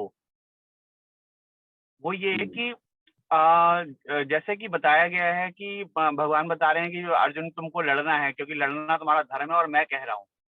तो इसी तरह से आप मुझे माफ कीजिएगा, आपने अपना उदाहरण दिया तो मैं आपके उदाहरण से ही ये जानना चाहूंगा कि आपने इतनी सारे ज्ञान लिया। आप बिल्कुल सही है कि आप इस समय काम कर रहे हैं और वो काम आप बिना पैसे के कर रहे हैं। जब हम भगवान की भक्ति करते हैं तो उसमें अगर हमने अपनी सब चीजों को, अपने सारी संपदाओं को, अपनी जितनी भी हमारी ऑपोलेंसेज जो हमारे गुण भगवान ने दिए हैं, उसमें पैसा भी, अगर हम पैसे को भी डिटैच होकर देखते हैं तो वो भी अगर हम भगवान की भक्ति के लिए प्रयोग कर रहे हैं तो उसमें भी कोई दिक्कत नहीं है। अगर ऐसा अच्छा नहीं होता कि आपका जो टैलेंट है उसमें आप लाखों रुपए जो कमा रहे थे, आप उसको करते हुए और ये भी करते हुए वो लाखों रुपए भगवान को ही भगवान की सेवा में ही अर्पण कर देते और डिटैच रहते। अगर ऐसा कोई सन्यासी है, जैसे हम गृहस्थी हैं, भगवान की सेवा के लिए हर समय धन की आवश्यकता होती है। मंदिर बनाना है तो धन चाहिए, भगवान के वस्त्र बनाने तो धन चाहिए, प्रसाद बनाना है तो धन चाहिए, सेवा बनानी है तो धन चाहिए। तो हर चीज के लिए धन चाहिए। तो धन से हम डिटैच नहीं हो सकते। तो जो टैलेंट आप लोगों के अंदर है, IITians हैं और जो टैलेंट है और जो लाखों रुपए कमा सकते हैं, तो वो कमाएं और मतलब अपने 24 घंटे तो काम करना नहीं है और बाकी टाइम में ये वाली सेवा भी चले और वो जो पैसा है वो सारा भगवान को अर्पण कर दें। तो कितना अच्छा हो। वैसे ये भी एक तरीका है ना, क्योंकि भगवान तो कहते हैं आप जो भी काम कर रहे हैं उसी में आपको भक्ति करनी है, वही काम आप मेरे को अर्पण करके कीजिए। अर्जुन युद्ध कर रहा है तो भगवान को समर्पण करके कर रहा है, तो युद्ध भी उसके लिए पूजा हो गया। तो आपका भी काम ऐसा हो जाता तो कैसा रहता? एक तो मेरा ये प्रश्न है, पहले आप मुझे इसका जवाब दे दीजिए प्लीज।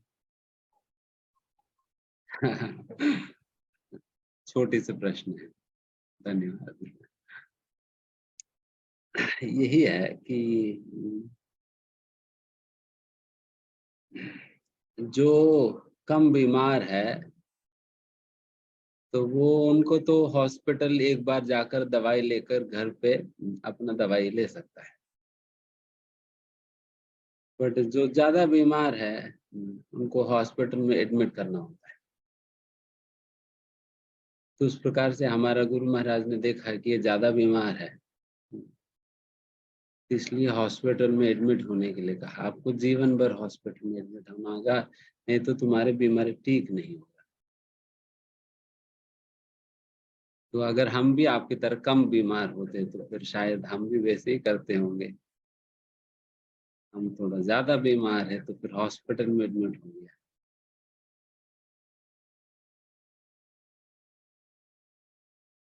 तो यही है।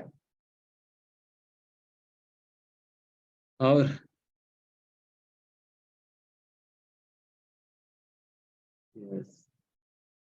नेक्स्ट क्वेश्चन अभिषेक होगा। अभिषेक प्रभु जी। हरे कृष्णा प्रभु जी, दंडवत प्रणाम। मेरी आवाज आ रही है प्रभु जी आपको? जी आ रही है, थोड़ा स्लो आ रही है, थोड़ा जोर से बोलिए बस। जी, आपने भी लास्ट लेक्चर में ना ये बोला था कि पावर मेक्स यू करप्ट, या आपने शायद हनुमान जन्मोत्सव पे जो लेक्चर दिया था वो बोला था कि मेरी प्रभु आवाज नहीं आ रही है। अभी ठीक है ना प्रभु, अभी आ रही है?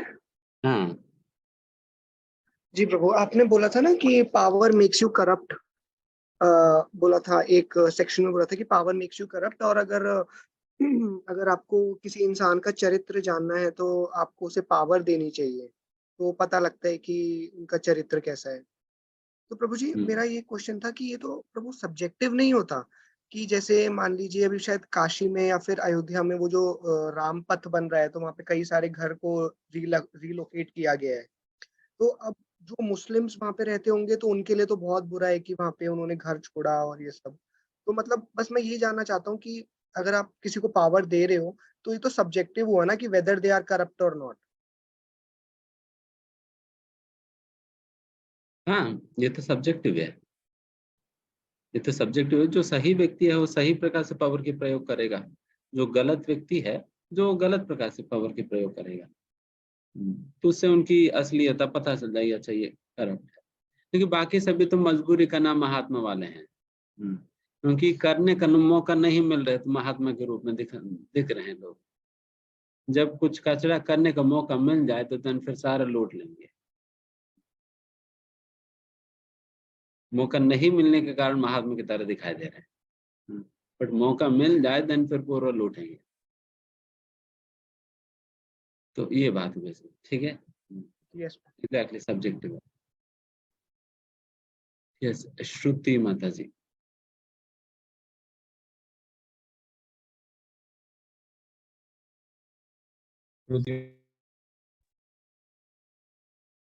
श्रुति माता जी आप बोलो। हरे कृष्णा प्रभु जी, धन्यवाद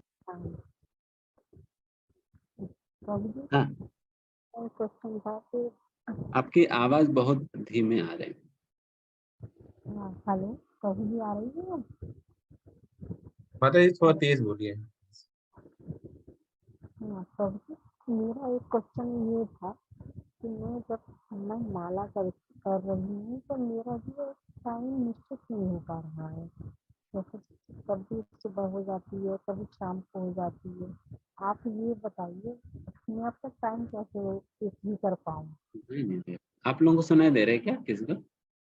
जी माता जी पूछना चाह रही है कि उनकी माला जो है वो फिक्स नहीं हो पा रहा है। कभी दिन में होता है, टाइमिंग फिक्स नहीं हो पा रही है, और उनके राउंड भी आई थिंक फिक्स नहीं हो पा रहे हैं।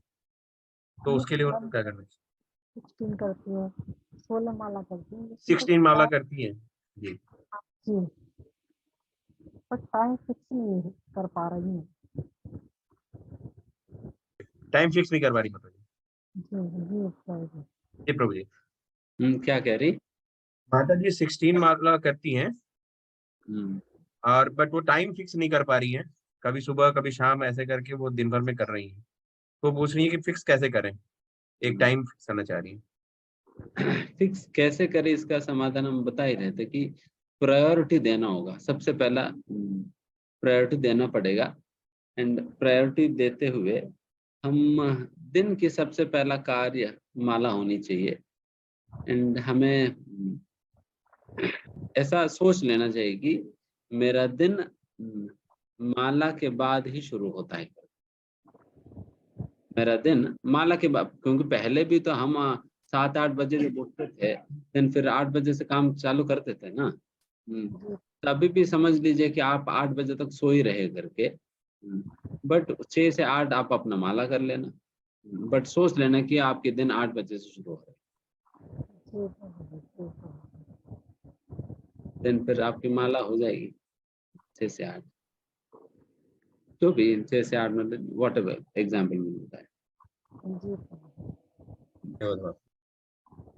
इस बिल मंगर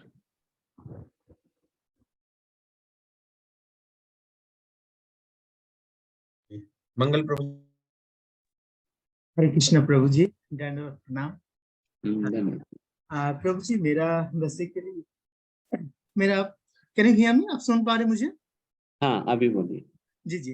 आपका टॉक अभी सुन रहा था, आपने अभी बोला था भगवान सब कुछ करता है, वो प्राण भी लेता है, प्राण भी देते हैं, वो हमारा कर्म में इंटरफियर भी करते नहीं भी करता। बट प्रभु जी यहाँ पे हाँ भगवत गीता में बोला गया, मैं किसी का कर्म में दखल अंदाज नहीं करता हूँ अर्जुन, है ना। कर्म तो तुझे करना है और फल मुझे समर्पण करके तू करियो कर, मुझे माने तू करियो कर तो तुझे फल माने अटैक्ट नहीं होंगे। मेरा प्रश्न ये प्रभु है, अर्जुन को ज्ञान देने के बाद युधिष्ठिर जी ने उन्होंने सोचा मैं सन्यास ले लूं, बट प्रभु जी उसका बाद भी 7 ईयर राज्य उन्होंने संभाला। अर्जुन ने बोला नहीं, हम लोगों को कर्म करना है, सन्यास लेने के लिए कृष्ण नहीं बोला। तो उसका बाद भी 7 ईयर प्रभु जी उन लोग राज्य किया, फिर उन लोग स्वर्ग गए, स्वर्ग में पहुंचे। मेरा हिंदी और बंगाली माने लाइक ना बैड, वो बहुत खराब है प्रभु जी। मेरा क्वेश्चन ये है, सनातन में बोला जाता है धर्म अर्थ काम एंड मोक्ष। प्रभु जी, क्या हम लोग जो कर्म है वो कृष्ण को सौंपते हुए ये 4 चीज बिलीव करते हैं, धर्म अर्थ काम एंड मोक्ष? इसको धर्मार्थ काम मोक्ष चतुर्पुरुषार्थ के रूप में कहा जाता है। जी प्रभु जी।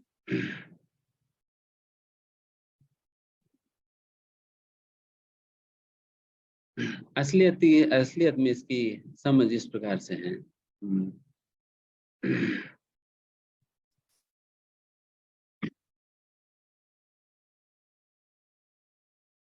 हमें अर्थ की प्रयोग धर्म की पालन करने के लिए उपयोग करनी चाहिए, बट हम केवल काम के लिए उपयोग करते हैं। इसलिए हम मोक्ष की प्राप्ति नहीं कर पाते। मोक्ष की प्राप्ति नहीं कर पाते। आइडियली इस प्रकार से होनी चाहिए थी, आइडियली इस प्रकार से होना चाहिए था, बट सीक्वेंस गड़बड़ा जा रहा है। प्रभु जी हमारा डायरेक्शन जो हम लोग जा रहे हैं, डायरेक्शन चेंज है। तो इसलिए श्री चैतन्य महाप्रभु इन सारे चीजों के परे पंचम पुरुषार्थ बताए थे, जिसे प्रेम कुमार तो महान कहा जाता है। कृष्ण प्रेम को पंचम पुरुषार्थ कहा जाता है। ये 4 पुरुषार्थों का परे है। ये पंचम पुरुषार्थ, ये पंचम पुरुषार्थ की प्राप्ति ही भक्तिमय जीवन का मूल लक्ष्य होता है। भक्तिमय जीवन का मूल लक्ष्य होता है। इसलिए उस लक्ष्य के लिए हमें प्रयास करनी चाहिए। अगर ये लक्ष्य अगर प्राप्त कर ले, तो बाकी सब कुछ तो ऑटोमेटिक है। जो जो चीजें मिलना है तो मिल ही जाएगी। यहाँ तक भी मुक्ति भी, हमारे प्रभुदानंद सरस्वती इस प्रकार से कहते हैं कि मुक्ति ही कृतमस्तकांजलि। कहते हैं कि मुक्ति देवी ये हाथ जोड़कर भक्तों के दरवाजे पे खड़े रहती है कि पता नहीं कब ये कुछ आदेश देगा तो मैं कुछ कर लूं। तो इस प्रकार से उनकी सेवा करने के लिए तैयार है, मुक्ति बैठी हुई है। तो उस प्रकार की मुक्ति है। दिन फिर चतुर्पुरुषार्थ में तो आखिर चीज होता मोक्ष ही है। तो उस मोक्ष का भी परे है ये भक्ति। इसलिए भक्ति करेंगे तो दिन फिर बाकी मोक्ष सब कुछ तो ऑटोमेटिक है। ठीक है जी प्रभु जी उसका जवाब दे देते। वो आपने बोला था भगवान सब कुछ करते हैं, कर्म भी भगवान भी करते हैं, उसका क्या तात्पर्य थोड़ी सी अगर समझा देते। भगवान सब कुछ करते हैं मतलब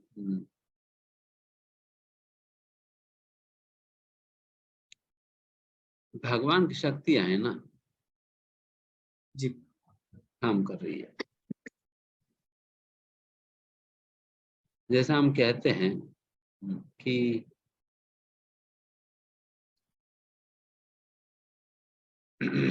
ये बिल्डिंग जो है ये अंबानी ने बनवाया,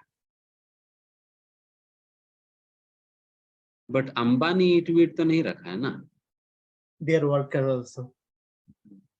ईट वगैरह डाल डाल कर उन्होंने नहीं बनाया, बट किन्होंने नहीं करवाए काम, बट क्या कहा जी अंबानी ने बनवाया, अंबानी थोड़ी किया। तो उसी प्रकार से बट अंबानी की शक्तियां काम कर रही है, उनकी शक्ति है, पैसा है, तो उनकी शक्तियां काम कर रही है। उसी प्रकार से भगवान की शक्तियां काम कर रही है, भगवान को सीधा काम करने की जरूरत नहीं, भगवान ने बनवाया, भगवान ने कराया कर उस प्रकार से। बट अगर बिल्डिंग खराब बनी तो फिर जिम्मेदारी किनकी होगी? अंबानी का। काम करने वालों की, है ना, उनसे पूछा जाए ना, तुम्हें डिजाइन ऐसा दी कि तुम लोग क्यों ऐसा बना है, तो अंबानी डांटेंगे नहीं। बिल्कुल बिल्कुल। तो उस प्रकार से ठीक है। थैंक यू सो मच प्रभु जी। हरे हरे कृष्ण। ललित प्रभु।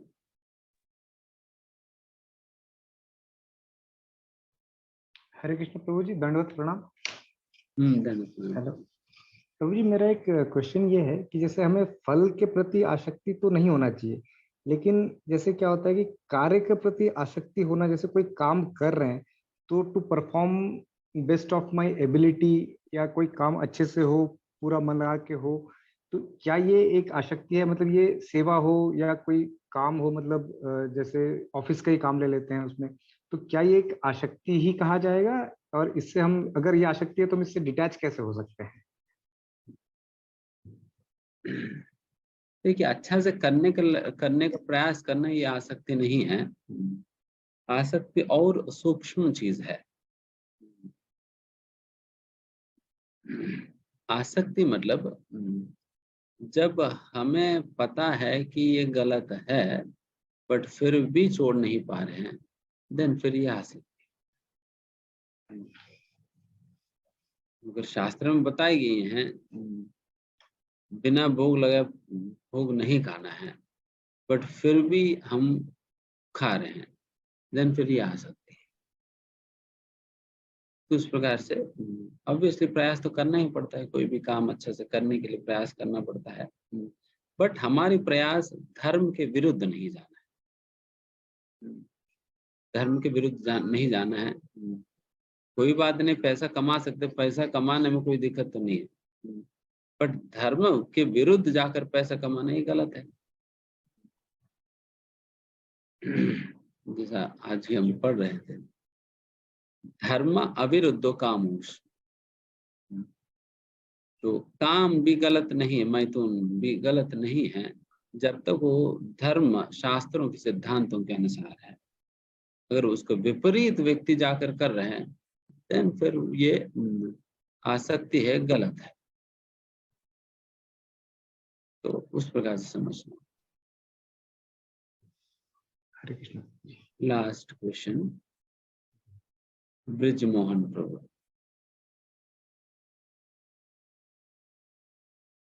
हरे कृष्ण प्रभु जी।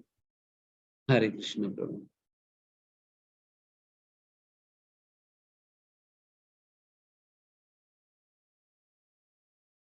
हरि हरि गोविंदा गोविंदा। तो क्या मैं माला से जप कर, क्योंकि मैं जप करता हूँ सुबह उठते ही, मैं जप करता हूँ, मैं जप करना तो नहीं छोड़ना चाहिए ना इसमें? कि कुछ सभी लोग कहते हैं कि इसमें पूजा पाठ बंद कर दी जाती है। किसमें? जब घर में ये सूतक या जब 13वीं तक। अच्छा, सूतक। जी जी। मैं पहले भी क्लैरिफाई किया था कि चाहे सूतक भी लग जाए, चाहे कुछ भी हो जाए, जी, हम भक्ति करना, माला करना नहीं छोड़ेंगे, चाहे कुछ भी हो जाए। ठीक है प्रभु जी। कुछ भी हो जाए, हम जब करना, भक्ति करना, माला करना नहीं छोड़ेंगे। जिस दिन ठीक है प्रभु जी। सांस छूट जाए तब तक तो करना ही है, उसके बाद भी करना है, उसके बाद भी करना है, तो फिर कहाँ छोड़ेंगे। तो ठीक है प्रभु जी। आजीवन पर्यांत, इस जीवन में और इसकी पर्यांत में भी, उसके बाद में भी हम ये करेंगे करके ही हम शपथ ले रहे हैं दीक्षा के समय। तो इस प्रकार से कभी नहीं छोड़ना, चाहे कोई भी परिस्थिति हो। बाकी पूजा पाठ वगैरह, जो पूजा पाठ वगैरह छोड़ने की बात करते हैं, डेफिनेटली वो सही बात है, बट वो जब कर्म कांड विधान के अनुसार जब हम जी रहे हैं तब ये सारे नियम लागू होता है। बट जब हम भक्ति में आते हैं, देन फिर ये सारा नियम उस प्रकार से हम पर नहीं लागू होता, बिकॉज हम कर्म कांड की तरह कार्य नहीं कर रहे हैं, बल्कि हम भक्ति भाव से हम कर रहे हैं, इसलिए तब ये लागू नहीं होता है। बट फिर भी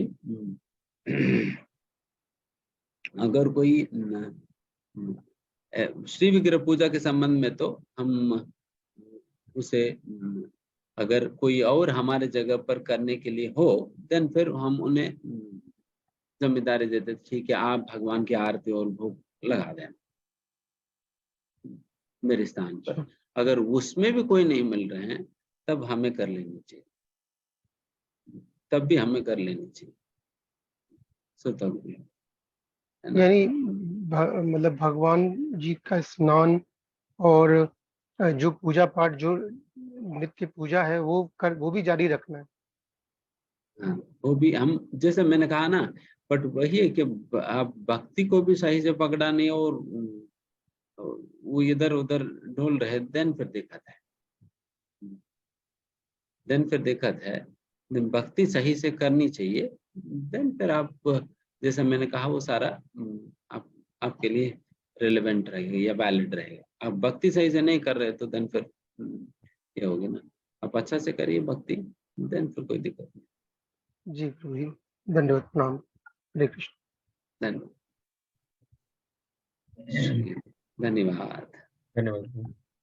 हरे कृष्ण।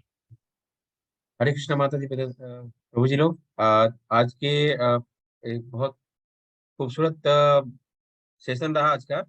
तो आज तो हम लोग ऐसे कहें कि ये गीता के साथ साथ, जैसे प्रभु ने ना, श्री कृष्ण ने जैसे गीता को एक मैनेजमेंट ज्ञान की तरह भी प्रतिपादित किया है, और जैसे उन्होंने बताया भी कि कभी भी मैनेजमेंट का प्रेजेंटेशन जिस तरीके से होता है, उसी खूबसूरत तरीके से उन्होंने सबसे पहले क्वेश्चंस लिए, फिर सेकंड चैप्टर में उसकी क्या कंटेंट है उसके बारे में उन्होंने डिटेलिंग करी है, और उसके बाद फिर थर्ड चैप्टर से 17 चैप्टर तक पूरी डिटेल में डिस्कशन है, क्वेश्चंस के आंसर्स हैं, और हमें कैसे जीना चाहिए ये बताया गया। और 18th चैप्टर जो आज हम लोगों ने शुरू करा, उसमें कंक्लूजन है, पूरी गीता का जो सार है वो क्या होगा, जिसमें सबसे इम्पोर्टेंट प्रभु जी ने आज बताया कि सभी नियमों को पालन करना है, ये एक बहुत बड़ा काम है, और इसको जो भी कर्म हम कर रहे हैं वो बिना आसक्ति के, यानी बिना किसी फल की इच्छा से, फल से के रिजल्ट से अटैच हुए बगैर अगर हम काम कर रहे हैं तो वो प्रभु को अर्पित कर रहे हैं, और तो उस हिसाब से ही काम करना चाहिए। जैसे इसी उसमें हमने ये भी देखा कि यज्ञ में बलि जो करते हैं तो उसका क्या परिणाम वो होता है, तो उसके बारे में प्रभु जी ने जैसे बताया कि ये, अगर हम ये इसका पीछे जो लॉजिक होता था, जो प्रभु ने भगवान कृष्ण ने बताया कि अगर वो इस इच्छा से किया जाता था कि उसको ये पशु योनि से मुक्ति मिल जाए, और कई बार ऐसा होता भी था कि तुरंत ही तत्क्षण ही उसे मनुष्य योनि प्राप्त हो जाती थी, वैसे जिनकी बलि दी जाती थी, तो उस तरीके के भावना के साथ ही किया जाता था। तो आज की पूरे उसको अगर हम करें तो जैसे आज पूरा ये लेक्चर जो था, और आई थिंक ये 18 चैप्टर जो फुल्ली मैनेजमेंट ओरिएंटेड है, इसमें जैसे टाइम मैनेजमेंट या प्रायोरिटी सेट करने को भगवान ने कहा है कि आप अपने प्रायोरिटी सेट कीजिए कि आपके जो 3 कर्म हैं जिनका कभी भी त्याग नहीं करना चाहिए, यज्ञ, दान और तप, इन तीनों का कभी भी त्याग नहीं किया जाना चाहिए। जो अगर ये त्याग करते हैं तो वो तामसी और राजसी माना जाता है। तो इस तरीके से देख रहे हैं कि फाइनल कंक्लूजन पे फिर ईश्वर ले जाते हैं, क्या कहते हैं, किसी भी काम को हमें बिना किसी आसक्ति के करना है, यानी ईश्वर को समर्पित करके करना है। तो फिर वो कार्य फलीभूत होगा। तो आज के सेशन को हम लोग यहीं समाप्त करेंगे। इससे पहले एक बार प्रभु जी का हम लोग धन्यवाद करेंगे महामंत्र के साथ। हरे कृष्ण कृष्ण कृष्ण हरे हरे, हरे राम राम राम हरे हरे। धन्यवाद माता जी लोग, प्रभु जी लोग। फिर मिलते हैं अगले